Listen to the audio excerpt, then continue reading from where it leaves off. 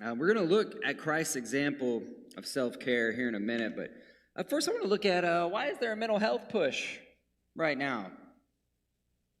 Why is there a mental health crisis? And I believe there really is one. This isn't just something people are saying. Why is anxiety and depression on the rise? Why do 1 out of every 8 adults take an antidepressant? Obsessive compulsive disorder is going way up. Even sleepwalking. People are sleepwalking more. We have a sleepwalking crisis. You ever seen anyone sleepwalk?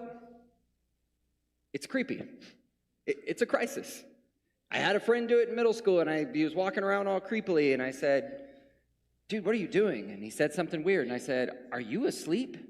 And he said, "Yes." And I was like, "Wake up, dude." Freaking me out. It's weird. But in 2022, there was a study, and they said 31% of adults said they have excellent mental health, which sounds good. Oh, it's almost a third. But just 20 years ago, 43%, said, almost half, said they had excellent mental health. Look, this is not just a media push thing. It's not just an overdiagnosis thing. I know a lot of times we think it's an overdiagnosis, and maybe that's some of it, but that's not all it is. There's a real issue going on here. It's really happening. And so I want to look a little bit about why this is happening. What's going on? Why is there a mental health crisis? One, it's, I mentioned it earlier, the COVID pandemic is part of it. Anxiety and depression, they say it's gone up like 25% during COVID. Which, obviously, right, social isolation, made us realize we need people, we need community, we need to get out. I think something that we don't talk about as much, that people struggle with during COVID, is a lot of us have this need to feel productive. A lot of us like to have, to-do lists and love that feeling of checking them off and feeling like we accomplished something. We got something done. And I think some of us start struggling with our sense of value and our sense of and mental health struggles when we feel like, I've done nothing, I've offered nothing, I've given nothing back. I haven't been productive. And then, of course, there's also all the financial issues that we're having now because of COVID. So, this is part of the reason there's a mental health crisis, but COVID's not the only reason. There's a lot of other stuff going on. I put social isolation and loneliness in a different category than COVID because it was an issue before COVID. It was happening before. People are getting married less. People are having kids less. People are choosing, rather than to go out and spend time with people, we've decided it's easier. We'll just find our entertainment through screens, through video games, through media. And we're spending more time on that and less time together, and it's hurting us. Another one that's sad is everybody's political now. 20 years ago, probably most of us didn't go to a family gathering and have a fight over politics. But now, even very not political, my family is traditionally not political at all. Even we can do it now. I'm not on the dating apps, but I've heard that sometimes, like on dating apps, people will be like, I'm a Democrat, and if you're not a Democrat, go ahead and move on. And the same goes both ways, right? You know how many people have lost friendships over politics? Over politics. That's a tragedy. We're becoming way more, that stuff was not happening, not like it is, that wasn't happening in the 90s. It's not happening like it is now. Politics have divided us in a way where we are becoming more isolated. It is sad. Politics are hurting our relationships. It is sad. We're working more. We're rushing kids around way more. We're too busy for friends, too busy for community. And then, like we talked, hey, people are leaving churches. People are leaving church, and that has something to do with people feeling isolated and alone because there's a really powerful communal need that's met here. Another one that maybe we don't talk about a whole lot is the world is rapidly changing. Like, music that's popular comes and goes, the ways we speak, entertainment, the ways we work, the ways we communicate, technology, everything is moving so fast. It's kind of frustrating. Slow down. I just want to I want something to hold on to. I want something to keep me grounded. Influential book, like a book that was super influential like 4 years ago seems like it doesn't even mean anything now. I can't keep up. I can't listen to all the podcasts. I can't keep up with whatever modern thought is right now. It's hard to even identify what it is. I feel like we have nothing to stand on. No foundation, no constant, and we feel frustrated and out of place. But I think the church might have an answer for that one too. I think the church might be that constant we need. And I know you guys are going to be really shocked by this last one. But come on, man. You know social media is a problem. You know it. It's there. It's blatant. It's obvious. This isn't like Brady's made-up list. I mean, this is research. This is thought out. Everybody knows it's causing an issue. The FOMO of social media, the fear of missing out. I got to be on all the time. I can't miss out. What did someone post? What I need to respond to whatever's going on here. If I'm not on there, I might miss out. Or I might go on there and be like, oh, my friends are hanging out without me. Why didn't they invite me? What's going on? Was I not online enough? Did I miss something? Anxiety. These cause anxiety. It's not the only reason it's going up, but you better believe it's part of it. And then, of course, the comparison. We talked about this.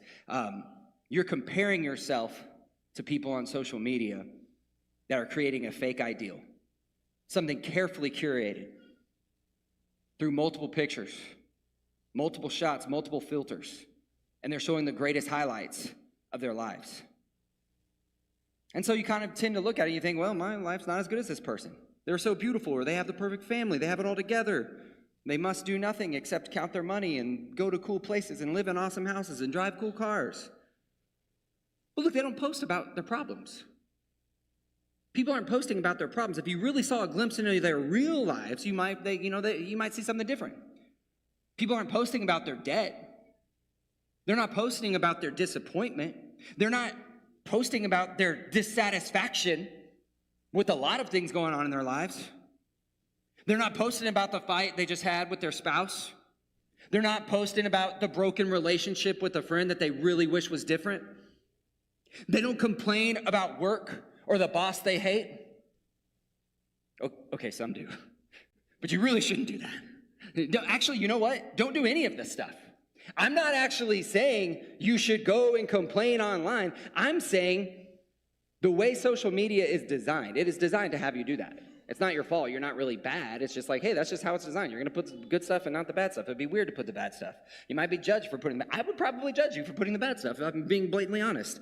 So I'm not saying you're doing anything wrong by posting these things. This is just the system that's been created where we're posting these avatars, these fake versions of who we wish we were online. And then we're going and comparing ourselves to them. We're comparing ourselves to a false life that someone's portraying. And so really what happens, if you look at someone online and you kind of say their life's better than mine, I want their life, what you're really saying is I want their life with none of their problems. I want their life, I want all the good in their life with none of their problems. Because you might be led to believe they have none, but they do. Everybody's got their problems. And so this creates an unrealistic expectation. And happiness stands in the gap between expectations and reality. Another way of thinking about it is happiness equals reality minus your expectations. So if my expectation is, well, this is going to be perfect. My expectation is perfect and all I get is great, well, I'm disappointed because I didn't get my expectations met. I'm not happy. I'm not happy with great because my expectation was perfect. And look, this is bad because social media has created impossible expectations. But look, it's not just social media. I think a lot of us live that way. A lot of us live this way with these kind of impossible, these difficult expectations. And it's not just social media doing that. I remember pretty recently I went to, and this is a non-social media example, I went to another minister's house. And I went in and I was like, wow. I need to preach more sermons like I did last week. I got to pick up my gaze. Is it okay to have this? Is it okay? Can ministers live like this? Like, this is awesome. And so, in a moment, my expectations became this. And all of a sudden I'm like, man, all I have is just an awesome house.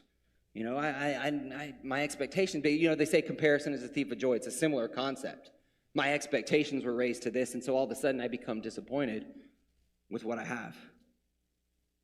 If you raise your expectations beyond reality's capacity to meet them, misery follows.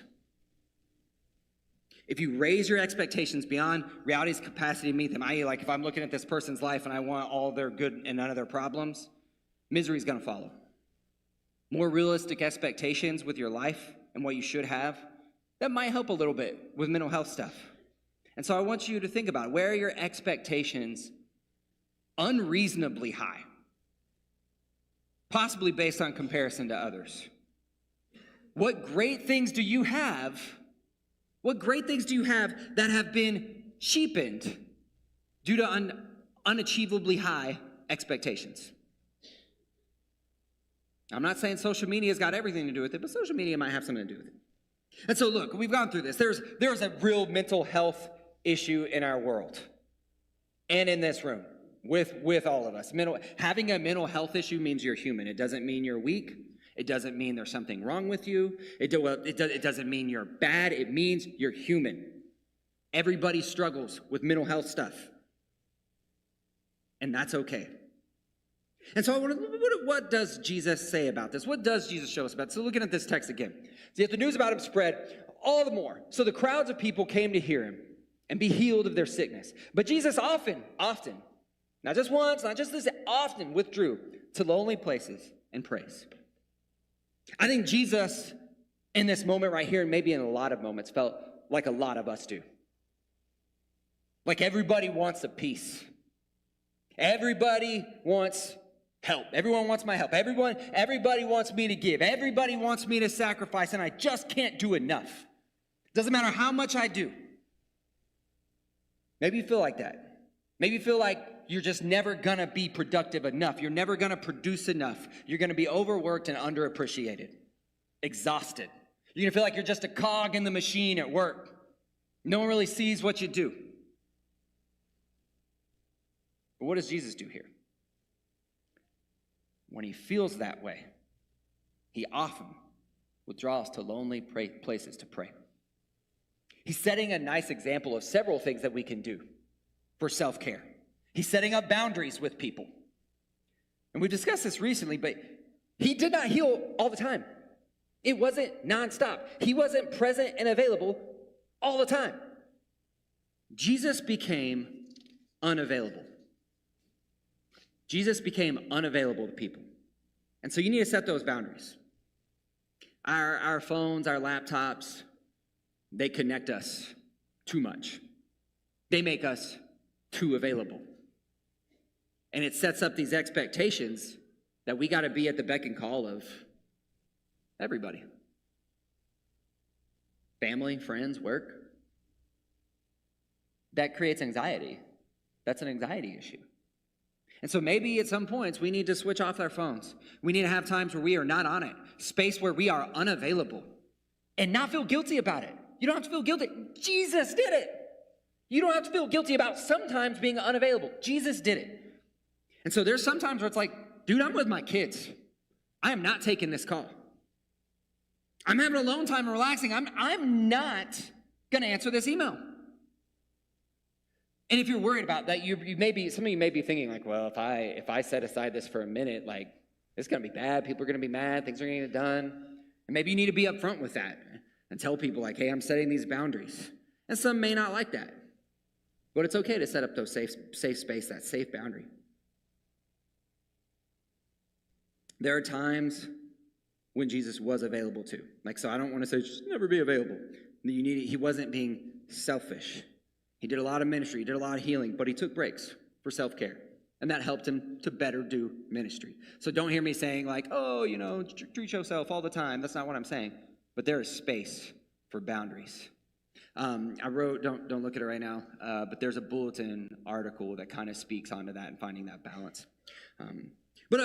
So he said it. He became unavailable. He also made space for rest, which is important. There's a couple of times in the Bible you see him taking naps. Another way to work on mental health is to get more sleep. That's actually a pretty common New Year's resolution. I'm going to sleep a little bit more. Let's say the average adult needs 7 hours. I almost hate saying that because some of you are like, oh, I failed at that too. Man, I don't want to beat you down. But 7 hours that's a healthy goal. And I think naps are good. I think a quick 20, 30-minute nap after work sometimes does miracles for me. And I'm trying to do that and not feel bad about it. But also Jesus was alone. He went alone in silence, just his mind and God. We live in a world that is just media saturated, right? We're absorbing content all the time. There's always noise, podcasts, music, TV, social media. We very rarely ever, even in moments where 20 years ago we might sit in silence, now we're absorbing something on here. We're very rarely ever not receiving and just letting our minds wander. And to me, that time when you let your mind wander, it's almost another way that your mind heals. Let your mind process. I love doing it. I've gotten to the point where I'm like, I got big plans tonight. I'm just going to sit and just let it go. And sometimes it does feel like receiving, like letting God shed light on things, like making space to be with God.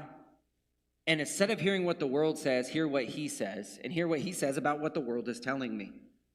It's important to set that time aside by yourself and with God. And I know some people have a really hard time being alone. For some people, that's really hard. It's hard to be alone with yourself. And if you're there, I'm sorry. I know that's a tough place to be.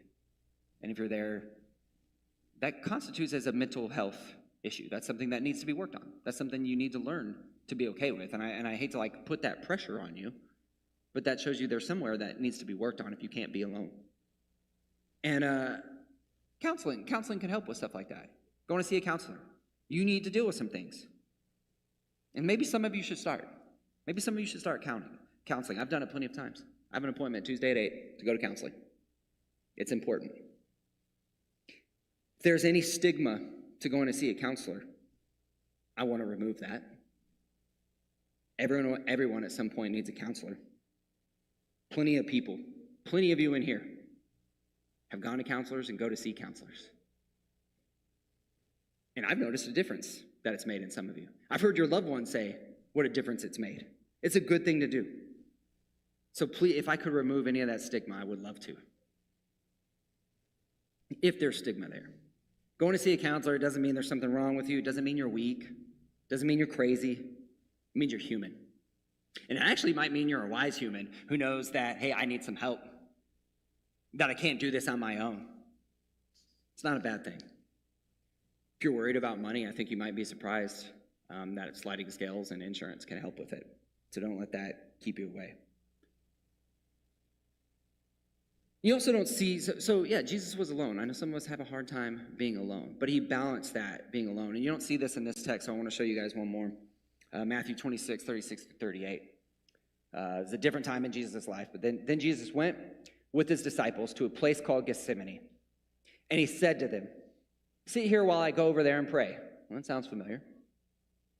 He took Peter and the 2 sons of Zebedee along with him, though, and he began to be sorrowful and troubled. Then he said to them, my soul is overwhelmed with sorrow to the point of death. Stay here and keep watch with me. So you see, Jesus spent time alone, but he also spent time with community, with close friends. Kind of brings in his inner circle here. He had a close, safe community, and that is so important. And Jesus needed that. And it's okay for you to need that. It's important to find balance, though. Time with people, time alone. Jesus did both. We need both. But then look what he does here. He confides in them. He spoke what was really in him. He brought his feelings into the light. And he asked for help. Jesus asked for help. Don't be afraid to ask for help. Jesus asked for help. But he says, my soul is overwhelmed to the point of death. Stay with me. He's bringing into the light something powerful. And that, again, might sound like weakness. But it was really just his humanity. Anyone would have felt that way. Some of our weakness is just humanness. The things you think make you weak, the things you think make you bad or wrong, they're just the things that make you human. And we all are just struggling with variations of the same thing. We're all just dealing with variations of the same thing, the same brokenness. So maybe another way to work through mental health issues, practice self-care, is to do what Jesus did. Find somewhere safe to share some of those more difficult feelings. I know that's hard to do. Maybe start with journaling. Journaling is a good way to kind of get it out and even see. I think a lot of us have feelings we don't even realize we have, and journaling can help with that.